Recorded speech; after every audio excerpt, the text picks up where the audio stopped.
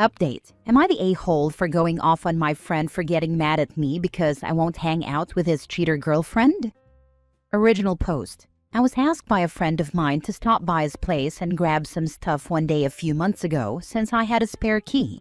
Nobody was supposed to be there since his girlfriend works at that time, but when I got there, her car and a truck I didn't recognize were in the driveway. I immediately assumed the worst, and was right. I took a few pictures of the truck and car in the driveway, then went in to confront her, and she was half naked on the couch with another guy. I snapped a few pics and left before she could get dressed and chase me down. I immediately called my friend and let him know what I saw. We met up and I showed him the pictures. He was heartbroken, but said he'd started to suspect things a few weeks prior, so he wasn't too surprised. He confronted her and she gave the usual cheater BS. It was a mistake. It only happened once. I love you. He meant nothing. However, she couldn't keep up the lie and was forced to admit she'd done it with another guy a few months previously. And that same guy I caught her with the night before, when she was staying late at work but was actually at her side piece's house. He broke up with her and kicked her out of his place. He seemed to be doing better until a couple of weeks later when he got lonely and took her back.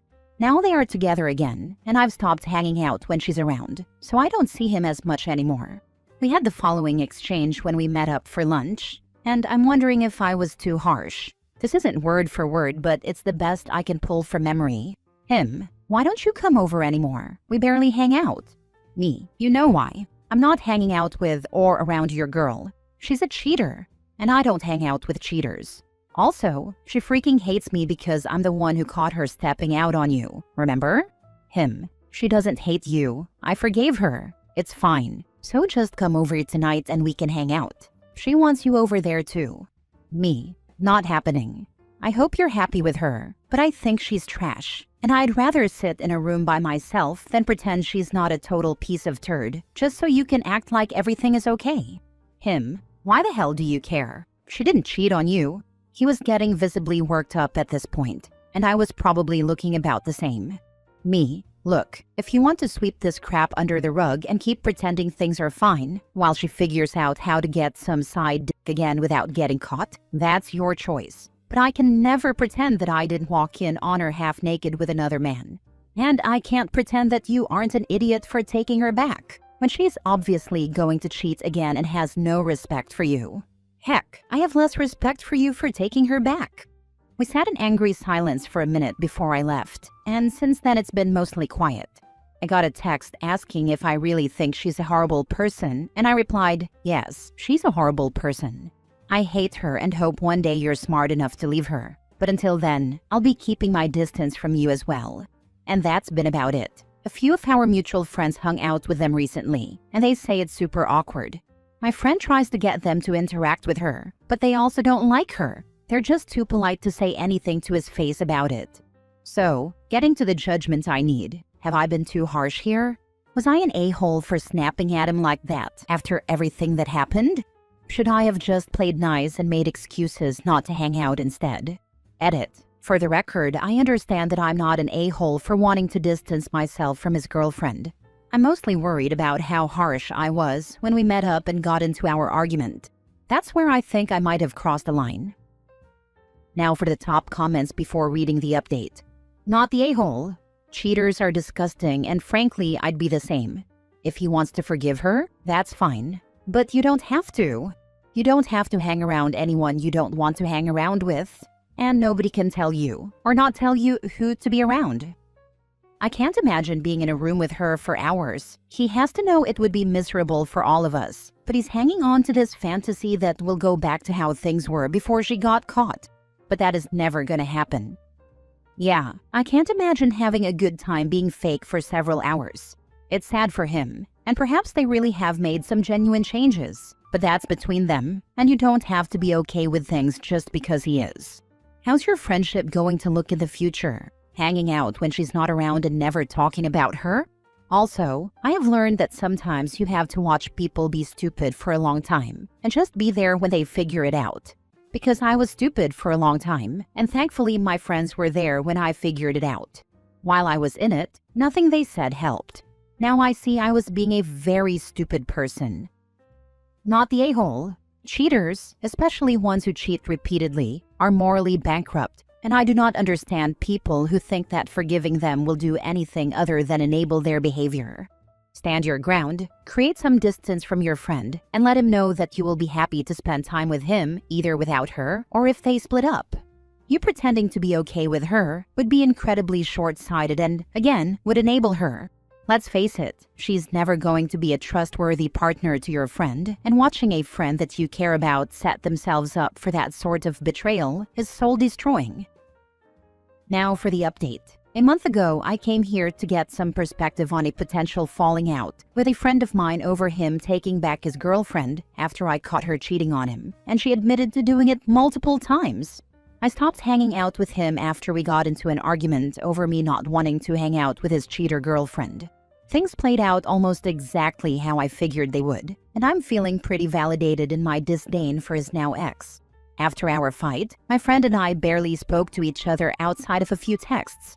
Then I got a call from him yesterday, letting me know he kicked her out. He told me he'd only taken her back after several weeks of her begging and promising to do whatever it took to win his trust back. One of the conditions of him taking her back was full access to her phone, laptop, and game console without complaint. He said at first she was happy to comply, but after a few weeks, he noticed her acting suspicious. And when he went to check her phone, she'd changed the passcode from the one they'd agreed on for him to get in. When confronted, she started screaming at him and telling him she'd done enough to prove herself, so he needed to back off. He immediately dumped her and kicked her out. He said she immediately backtracked and tried to hand her phone over when she realized he was serious, but the damage was done. He said he was almost relieved she acted like this because it made the decision easier. I came over and helped him move all her stuff into boxes for her to pick up. I wasn't there when she came to get everything, but his sister was there and had to get between them because his ex kept trying to kiss him one last time while awkwardly dragging boxes of her stuff out to her car. I'm sad I didn't get to be there. Apparently, she ugly cried most of the time. I'm gonna head over to his place after work to drink and play video games to get his mind off things. He's a dumbass, but I think he's finally learned his lesson about her. I just hope his next girl is loyal and doesn't talk so damn much during movies. Not the a-hole. It's too hard to look her in the face while she's destroying your friend. He came back and he knows you're a good friend. More importantly, he knows he's a dumbass, but he's a lovable dumbass. He has such low self-esteem that he accepts cheating and emotional abuse to the extent it damages his relationships with friends. He needs help, like professional help at this point. Not the a-hole. You shouldn't be forced to hang out with people you don't like or respect, and I'm glad he finally has the blinders off. You sound like a good friend who is watching his back, but sometimes people in love or lust are really dumb, and you just have to be there to pick up the pieces. But the fact that she talks during movies would have been a deal breaker. That's just wrong. If there weren't explosions and fight scenes on the screen, she'd immediately get bored and try and talk to people about random stuff. It was so bizarre. She'd even do it with movies she picked. I usually pause the TV if someone is talking or if I have something to say. It drives my daughter nuts, but I find it annoying trying to watch a show with someone talking. I'm glad your friend finally saw the light. Sometimes dumbasses take longer to see the light, thus why they are called dumbasses. That sounds like a much more efficient method than my solution. I just waited until she blew up the relationship a second time and removed herself more permanently. I'm honestly looking forward to movie nights again. You're a damn good friend. I hope he appreciates you. I'm splurging on the good pizza and beer tonight. He'd better appreciate it. Next story. Am I the a-hole for refusing to have my ex-husband and his other children over to celebrate Christmas with me and our kids? My ex-husband and I have been divorced for just over 5 years now. Our divorce was extremely difficult for me and our kids, currently aged 11 and 9, because we did not part on good terms. At the time I asked for a divorce, I had just learned that he had been cheating on me for several years and was being DNA tested for 6 potential children he may have fathered during our marriage. My ex-husband ran through every excuse for what he did and attempted to convince me numerous times to stay, but I wasn't having it, and I called time on our marriage as soon as I knew what he was up to. 5 of the 6 potential kids turned out to be his, and he attempted to involve me in discussions with their mothers. I told him none of that was anything to do with me. I have never talked to those women, and I have never talked to those kids either. But that's not it for all his children. It turned out he already knew about 2 other kids being biologically his, who were born during our marriage. They ended up living with him a year after our divorce, and their mother doesn't appear to be around. He's had 5 other children on top of that, and 2 of them also live with him full-time. The other kids, I don't know if he sees them or not. I just know they exist. He sees our children 1 weekend a month, and he's not very involved. The only thing he'll do is call and try to make plans for us to spend time together as a family, and I always shut him down and remind him we are no longer a family. He never wants to speak to or see just the kids though. He's always trying to involve me in that. Despite the bad blood between us, I remained on reasonably good terms with his parents, and they see the kids. My kids love their grandparents. But now we're having issues because they feel it would be better for the kids to have both sides come together for Christmas. For me to host my ex-husband and his children, whichever children he has on the day, and for us to function as a family who are there for each other. I told them that was not happening, and I was not pretending he or those other kids of his are my family. They told me I shouldn't hold so much spite for him and the kids, and that as a mother, I should want my kids to know their siblings, whether full or half. They offered to buy the turkey for us as a sign of helping to make it work. I still said no, and they wanted more reasons. I told them I didn't have to give any reason, and my answer was still the same. In truth, this whole idea is awful in my opinion. I hate my ex, and spending the entire day with him in front of our kids could unfairly burden them with my feelings. They don't need to see any of the issues between us. Having him and his kids over would also mean buying presents for his kids, which is not something I want to start adding to my plate. I have nothing to do with those kids. Not to mention, the ones he has all the time have no relationship with their mothers. And any chance he could lie to them and say, I'm going to be their new mom, I want to prevent. He already tries to make us a family, so that's a concern of mine. I could never be motherly or even have a familial relationship with his other children. That's never going to happen. Does my refusal to do this make me the a-hole? I'm asking because I know we always say to put the kids first, and I believe this is the way to do it, so they don't see or hear any of the troubles between me and their dad. I believe this is the best way to not get their hopes up too, if they have any, for us to be a family again. Not the a-hole. Good grief, your former in-laws appear delusional. They just want you to host Christmas and run after the kids. If I'm counting right, he has what, 14 kids in total? I do hope their Christmas present to him this year is a vasectomy. 14 that I know about.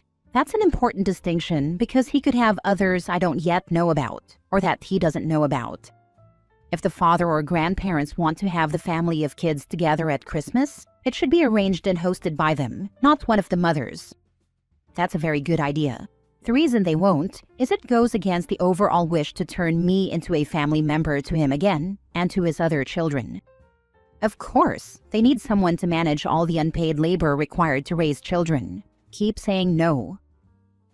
Last story. Am I the a-hole for not telling her boyfriend was cheating when she was pregnant? In 2019, I was on a dating app and I saw my colleague there. His profile said he was in X city for a night, a city where we had a second office. We were both there for work. I knew he had a girlfriend and a child. More than that, I knew his girlfriend was pregnant with their second child. I was shocked and grossed out. I was contemplating whether I should tell his girlfriend. I had met her only once at a company Christmas party and didn't know her well, but I decided not to. Mainly because I worried that since she was pregnant, it could cause a massive amount of stress, which I thought might be dangerous for her and the baby.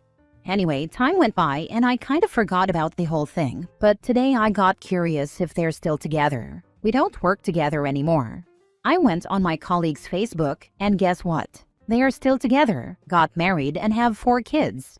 And I don't know, I still feel conflicted about it. From the pictures, she seems super happy. But was I the a-hole for not telling her? Maybe if she knew, she wouldn't have proceeded with marrying him and having 2 more kids. But then she seems happy, so maybe it was the right thing. It's been 6 years, and I'm still conflicted about whether I did the right thing by not doing anything and not telling her. Edit. I obviously don't know if he actually cheated. All I know is there was an intention to cheat. I also didn't know that colleague well at all, and only briefly spoke to his girlfriend once, a year prior, and had no clue what their arrangement was. General rule of thumb, if you don't tell someone they are being cheated on, you're the a-hole. Even when they're pregnant? That was the reason I didn't, in case that would cause health risk which I didn't want to be responsible for. Are you for freaking real? Do you know how much worse it was because she was pregnant? STDs, dude. Those can cause serious harm. And if she doesn't know, she might not get tested and take the necessary precautions. But the worst is, she's raising 4 children with a liar. She's not happy, she's living a lie. Send those screenshots. WTF. Wouldn't you want to know? To be honest, if I was heavily pregnant, that would be the last thing I would want to know. I guess everyone would feel differently in this situation.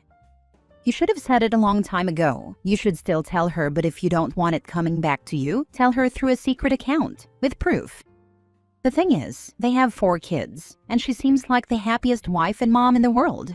I guess it's been so long, and I don't know them well. I don't even know if he actually cheated or not. I don't want to ruin anyone's family. She might prefer not to know and hate me for ruining her family life. You really never know. Unpopular opinion. You waited too long and what you witnessed is no longer relevant. You should say something in a timely manner or not at all. Saying something 6 years later seems crazy and stalkerish. I agree. I don't think it would make sense to say it now. It still haunts me a little, but I think I made my peace that I did what I thought was right in the moment.